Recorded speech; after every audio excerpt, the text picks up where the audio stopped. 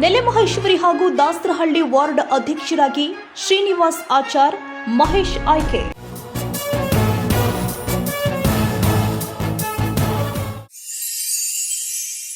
ಶಾಸಕ ಎಸ್ ಮುನಿರಾಜು, ಸುಜಾತಾ ಮುನಿರಾಜುಗೆ ಸನ್ಮಾನ.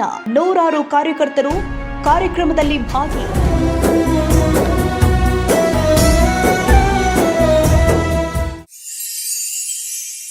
ಯಾವುದೇ ಗುಂಪು ಮಾಡಬೇಡಿ, ಪಕ್ಷ ಸಂಘಟನೆ ಹೆಚ್ಚು ಮಾಡಿ ಎಂದ ಎಸ್ ಮುನಿರಾಜು.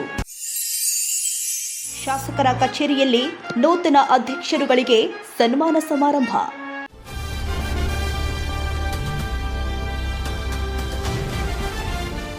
ಕ್ಷೇತ್ರದ ಪ್ರತಿಷ್ಠಿತ ವಾರ್ಡ್ ಆಗಿರುವಂತಹ ನಿಮ್ಮ ವಾರ್ಡ್ ಯಾವಾಗಲೂ ಬಿಜೆಪಿ ಭದ್ರಕೋಟೆ.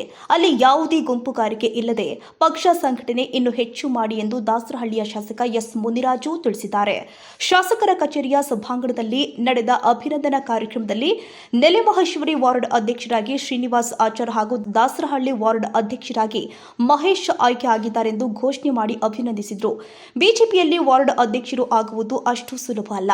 ಪಕ್ಷದ ಕೋರ್ ಕಮಿಟಿ ನಿಮ್ಮ ವೈಖರಿ ಹಾಗೂ ನಿಮ್ಮ ಸಂಘಟನೆ ಗಮನಿಸಿ ಆಯ್ಕೆ ಮಾಡಿದೆ. ನೀವು ಎಲ್ಲ ಜಾತಿ, ವರ್ಗ ಹಾಗೂ ಧರ್ಮದವರನ್ನ ಸೇರಿಸಿಕೊಂಡು ಪದಾಧಿಕಾರಿಗಳ ರಚನೆ ಮಾಡಿ ಅಂತ ಕಿವಿಮಾತು ಹೇಳಿದರು.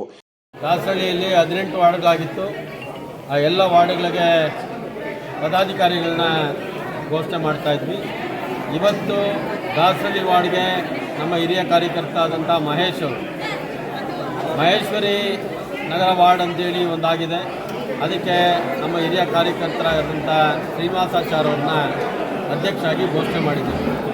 ಅವರೊಟ್ಟಿಗೆ ಇಬ್ಬರಿಬ್ಬರು ಪ್ರಧಾನ ಕಾರ್ಯದರ್ಶಿಗಳನ್ನು ಕೂಡ ಘೋಷಣೆ ಮಾಡಿ ಸಂಘಟನೆಗೆ ಒತ್ತು ಕೊಟ್ಟು ಪಕ್ಷ ಕೊಟ್ಟಂಥ ಕೆಲಸಗಳನ್ನ ನಿಷ್ಠೆಯಿಂದ ಮಾಡಿ ಎಲ್ಲ ಕಾರ್ಯಕರ್ತರನ್ನ ಒಗ್ಗೂಡಿಸಿ ಎಲ್ಲರನ್ನೂ ಒಟ್ಟಿಗೆ ತಗೊಂಡೋಗಿ ಭೇದ ಭಾವ ಮಾಡದೆ ಒಂದು ಪಕ್ಷನ ಬಲಿಷ್ಠವಾಗಿ ದಾಸರಹಳ್ಳಿ ವಾರ್ಡ್ನಲ್ಲಿ ಮತ್ತು ನಮ್ಮ ನೆಲೆಮಹೇಶ್ವರಿ ವಾರ್ಡ್ನಲ್ಲಿ ಕಟ್ಟಬೇಕು ಅಂತೇಳಿ ಕಿವಿ ಮಾತು ಹೇಳಿದ್ದೀವಿ. ಭಾರತೀಯ ಜನತಾ ಪಕ್ಷದಲ್ಲಿ ಒಂದು ವಾರ್ಡ್ ಅಧ್ಯಕ್ಷ ಆಗದೆ ಒಂದು ಭಾಗ್ಯ. ಯಾಕೆಂದರೆ ಪ್ರತಿ 3 ವರ್ಷಕ್ಕೊಮ್ಮೆ ವಾರ್ಡ್ ಅಧ್ಯಕ್ಷರು, ಕ್ಷೇತ್ರದ ಅಧ್ಯಕ್ಷರು, ಜಿಲ್ಲಾ ಅಧ್ಯಕ್ಷರು, ರಾಷ್ಟ್ರೀಯ ಅಧ್ಯಕ್ಷರು ಬದಲಾವಣೆ ಮಾಡುವಂಥ ಪ್ರಕ್ರಿಯೆ ಇರೋದು ಭಾರತೀಯ ಜನತಾ ಪಕ್ಷದಲ್ಲಿ ಮಾತ್ರ.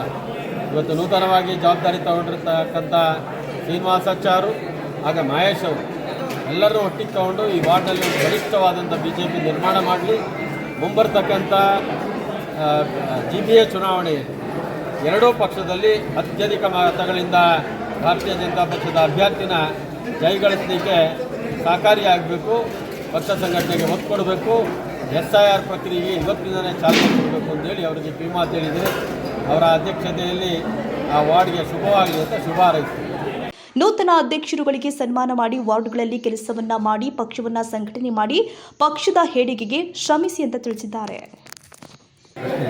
ನಾನು ಮೊದಲನೇದಾಗಿ ನಮ್ಮ ಶಾಸಕರು ಮುನಿರಾಜಣ್ಣವ್ರಿಗೆ, ಆಮೇಲೆ ನಮ್ಮ ವರ್ಷಮ್ಮಣ್ಣವ್ರಿಗೆ ಧನ್ಯವಾದ ಹೇಳ್ತೀನಿ.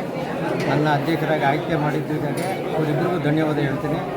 ನಾನು ವಾರ್ಡಲ್ಲಿ ಯಾರೇ ಆಗಲಿ ಚಿಕ್ಕವರು ದೊಡ್ಡವರು ಎಲ್ಲರನ್ನೂ ಪರಿಗಣಿಸ್ಕೊಂಡು, ಮುಖಂಡರುಗಳನ್ನೆಲ್ಲ ಪರಿಗಣಿಸ್ಕೊಂಡು ವಾರ್ಡ್ನ ನಾನು ಮಾದರಿ ವಾರ್ಡ್ ಮಾಡಬೇಕು ಅಂತ ನನ್ನ ಆಸೆ. ಏನೇನು ಯೋಜನೆಗಳು ಹಾಕ್ಕೊಂಡಿದ್ದೀರಾ? ಯೋಜನೆಗಳು ಅದೇ ನಮ್ಮ ಮುಖಂಡರುಗಳನ್ನ ಫಸ್ಟ್ ಕೂತ್ಕೊಂಡು ಅವ್ರ ಜೊತೆ ಚರ್ಚೆ ಮಾಡಿ, ಯಾರೇ ಆಗಲಿ ಚಿಕ್ಕವರಾಗಲಿ ದೊಡ್ಡವರಾಗಲಿ ವಯಸ್ಸಾದವ್ರು ಎಲ್ಲರೂ, ಮಹಿಳೆಯರನ್ನ, ಅಕ್ಕಂಗಿದ್ರು ಎಲ್ಲರನ್ನ ಕೇಳಿಕೊಂಡು ಅವ್ರು ಏನು ಹೇಳ್ತಾರೋ ಆ ಥರ ನಾನು ಮಾಡ್ಕೊಂಡು. ನನಗೆ ಏನು ಪಕ್ಷ ಜವಾಬ್ದಾರಿ ಕೊಟ್ಟಿದೆ, ಮೊದಲನೇದಾಗಿ ನಾವು ಮುನಿರಾಜಣ್ಣ ಅವರಿಗೆ ವಿಶ್ ಮಾಡಿ ಅವರಿಗೆ ಧನ್ಯವಾದ ಹೇಳಲಿಕ್ಕೆ ಇಷ್ಟಪಡ್ತೀನಿ.